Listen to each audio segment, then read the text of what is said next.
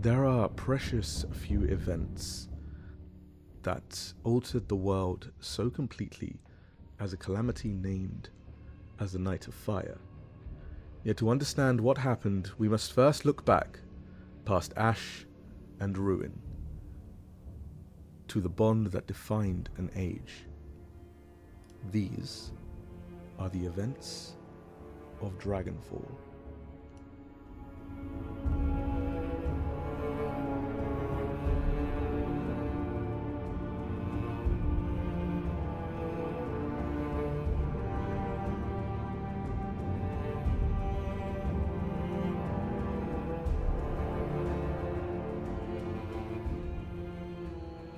Dragons were not distant idols nor mute forces of nature. They were the living embodiments of a paradox, creatures created by Valathar, the Light Mother of creation, and marked by Xertius, the Night Father of destruction. They are spirit and body bound into one. They are the nature that was dual, and in that duality laid both wonder and danger. For centuries they were the apex of Akeroth, counselors, guardians, power, and to many even kin, moving alongside mortals and shaping the course of kingdoms. The relationship between dragons and rider was not imagined, but made, tested in storms, in silence, in everything that it could be. A rider trusted the scale and the breath, a dragon trusted the hand and the voice. To common folk, their passing was a herald, a hush before a wingbeat, the thunder after it. Songs rose to meet them, cities stood taller than shadow of their protection. In those years it could be believed that the pact would endure as surely as mountain and sea. But beneath that confidence, the oldest wound of the world whispered. Akeroth itself was born from fracture and balance, a world carved by opposing divinities, a magic divided into differing aspects, an age set on the fulcrum between making and unmaking. Dragons carried that in their blood. They were the heirs of creation's light and destruction's hunger. They were the storm and the stillness, and, as some would argue later, no vessel could hold such tensions forever. Even the greatest convulsions of earlier centuries did not break the bond. The titanic war of sky and earth, as the scholars call Lofthstio, saw dragons and giants scar the mountains. But when the dust settled, a hard truce called the final embers. Dragonkind still flew, and riders still answered when the world called. The age endured with wing and word, oath and trust. This is the world that Dragonfall entered. Not a world naive to conflict, but a world that had come to believe that however violent the storm, a bond would hold. Their belief would make the breaking all that more terrible. From here, we descend into 400 BBI, before the Battle of Ilatos, the year preserved in every chronicle as a turning point, where dragons turned upon their riders, their kin, and finally themselves, when broods fell from the sky and silence ran upon the ranges. But the silence is only comprehensible if we remember the fullness that came before.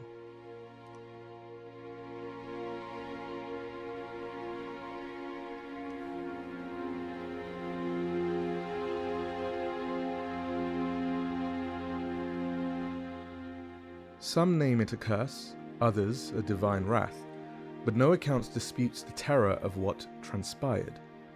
The dragons of Akeroth turned on their riders, their kin, and themselves. This was an era of chaos and slaughter.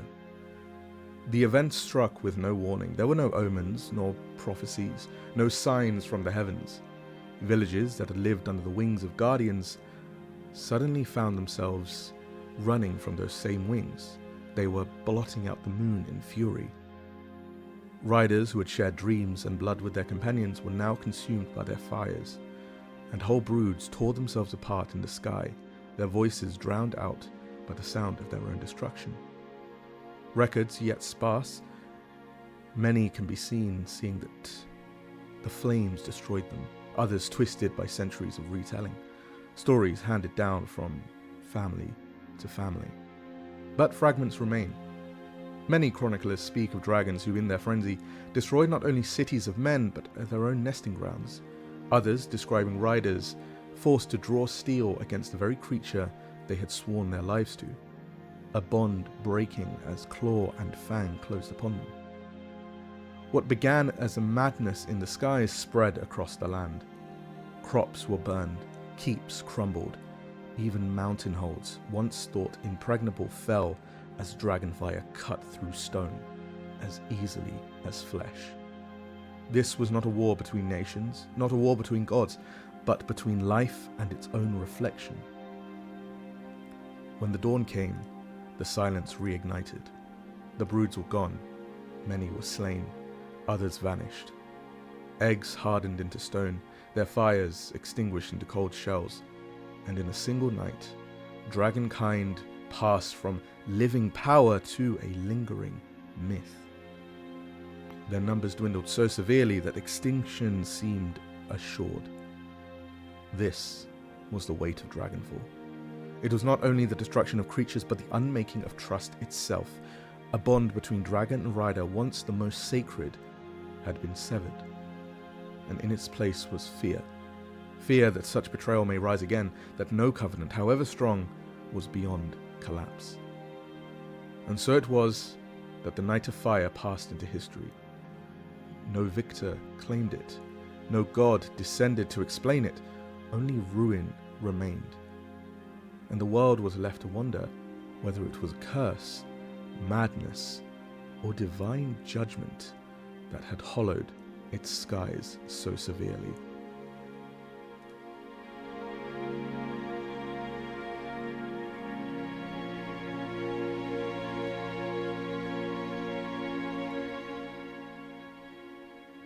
The temples preached judgment. The following of C4, the god of sun and justice, saw Dragonfall as a punishment. But within those centuries since, no question has haunted Akeroth more than why. Why did the dragons turn? Why did their bonds older than kingdoms break in a single night? Why did the skies themselves betray their charge? Theories were abound, but no one could agree. In the silence left by Dragonfall, mortals, fae, and scholars have filled the void with explanation, belief, and fear. They all argued that dragons had stayed far too long in the mortal affairs, fighting wars that were not their own, lending fire to causes unworthy. And Xerxes, the Night Father, is often named the hand that struck, for he balanced creation with shadow, and so severing this bond that he had seen grow too close, too dangerous, sees Dragonfall not as a madness, but as a correction. The archivists of great libraries tend to disagree with this. In their records, the fall was not born of the gods, but inevitable. Dragons were always the creatures of paradox, they say, that light and shadow bound into one form. Creation and destruction were married into a single soul. No vessel, they claim, could hold such tension forever. What mortals called loyalty was only a fragile balance, destined to collapse beneath its own weight. Dragonfall, in this view, was the natural breaking of an unnatural harmony. Among the Fae, another account is preserved. To them, Dragonfall is not remembered as betrayal, but as a fracturing. In their telling, the event was less about divine wrath or mortal fault, and more about the spirit itself unraveling. The soul of a dragon, carrying both the Light Mother and the Night Father within, was never meant to endure without tearing. Their accounts seem to agree with the great archivists, the great scholars of the land. And they say that what the mortals witnessed that day was not treachery, but was normal, was seen to have happened, was to be expected beyond anything. This was the truth of bonding with dragons. Yet, other traditions still whisper darker truths. Some speak of curses seeded in ages past, remnants of the betrayal when dragons first warred amongst themselves. Others claim it that mortals themselves are to blame, that riders, in binding too closely, brought this upon themselves, drew the fire into themselves, and poisoned what had once been pure. No single account rests in the silence, each explanation carrying its own weight, shaped by fear, by faith, or philosophy. And so the mystery remains unsolved. Dragonfall was a curse, a judgment, a madness, a fracture, perhaps all of these, or perhaps none. But what is certain is no scholar, no priest, no voice beyond the realm has ever pierced the silence left in its wake.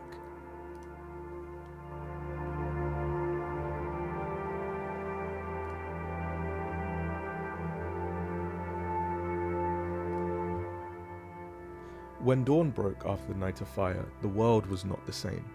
The skies were empty. The wings that once brought shelter and song were gone, leaving only silence and smoke. Though a covenant thought eternal, what remained here was ruin, a long shadow of loss. The broods were shattered, many had torn themselves apart in frenzy, claw against claw, fire against fire, while others lay dead beside their riders, their bonds severed in nothing more than blood. A whole nesting ground destroyed, and with them the future of dragonkind. Where once the air rang with their voices, now there was nothing. The eggs too bore the mark of this fall. Those that survived were hardened to stone, petrified, their fires extinguished, their shells turned to fossils. To later generations they would seem like relics, cold monuments to an age thought forever lost. But for mortals, the aftermath was no less severe.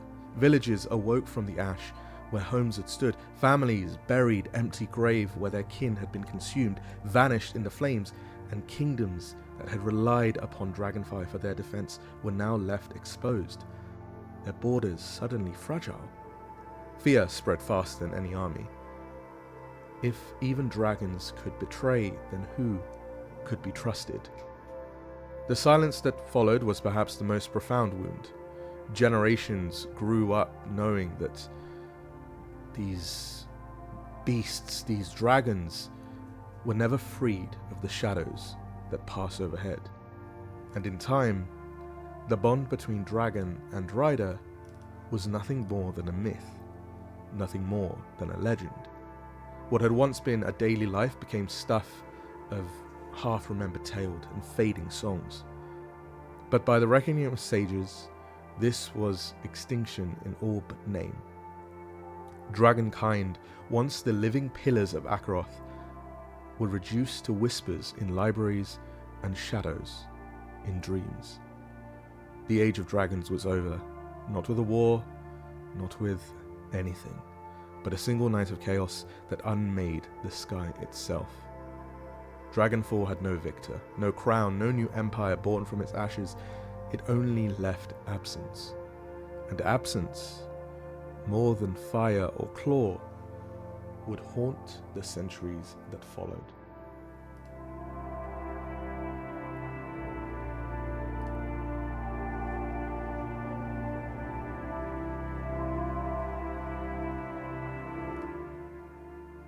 Dragonfall ended the Age of Dragons, but it did not erase their memories.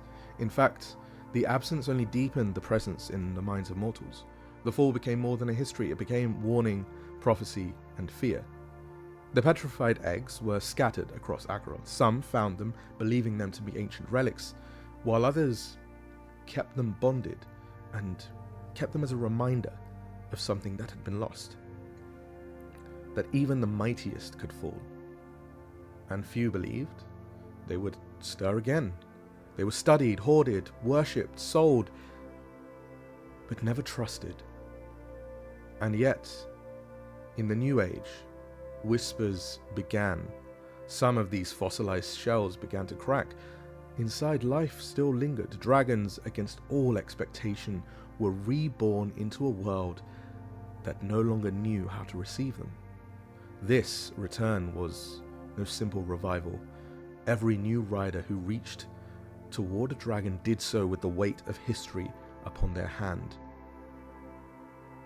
Against everything, they knew the stories of that night. They had heard the accounts of fire without reason, of broods annihilated in frenzy, and they looked forth to grow up under a silence of empty skies. But now to bond again, this was not naive trust, this was defiance, a choice made with full knowledge of what had once been lost. For many, this was a folly, an invitation that history must repeat itself. For others, this was the highest of courage, to look into the eyes of a dragon, knowing that even gods can betray and yet still dare to trust. Many theologians argued, was the return of dragons a gift? Was it a test brought down by the gods? Did Valathar restore what Xerxes had struck down, or was it merely the next turn in their eternal cycle of light and shadow? Scholars warned of the reoccurrence that had happened and perhaps may happen once again, yet riders climbed into the sky. This is the legacy of Dragonfall. Not only the memory of loss, but the choice that follows it. To fear, to trust, to remember, to hope. For every hand laid upon scale today, the shadow of that night stretches beneath it. The skies of Akeroth have opened again, but beneath them, they also open the memory of the night that they fell.